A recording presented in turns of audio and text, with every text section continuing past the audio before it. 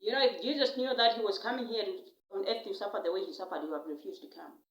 If Isaac knew that his father planned to offer him as a burnt sacrifice on the altar, he would have refused to accompany his father, Abraham, to the sacrificing place. You know, some things are just according to God's will.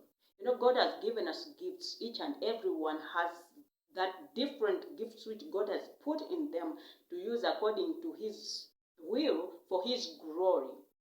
And if we refuse to use these gifts according to his glory, knowingly or unknowingly, if we use these gifts for our own benefit or for the benefit of those people which we want us to benefit, or for the benefit of the devil, if we use these gifts to benefit the devil, to please the devil, there are consequences which we are going to suffer.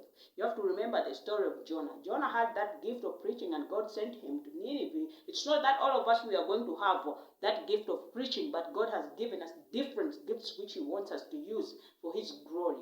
You know, and Jonah refused it, and a fish swallowed him. It's not that if God is going to send a fish to all of us to swallow us, but we are going to suffer these consequences differently if we refuse to use these gifts for God's will.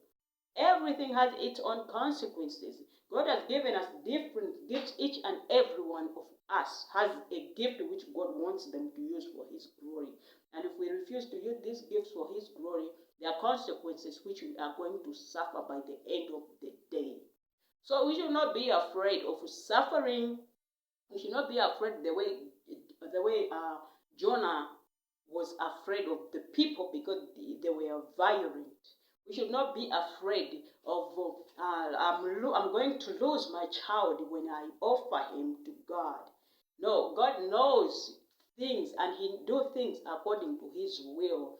If Jesus knew that he was going to suffer, of course he was a human being and he would have refused to come because he was afraid of the pain and he was tired of the pain. He would have been afraid of the pain, and by the end of the day he was afraid of the pain. And if he knew before that he was going to suffer that way, he would have refused. But some things are just according to God's will, and God is always with us. Whether we are going through some pain, whether we are suffering in different ways here on earth in this life, we always suffer. That we also have to remember that God has promised that he will never leave us or forsake us because he's the God of covenant.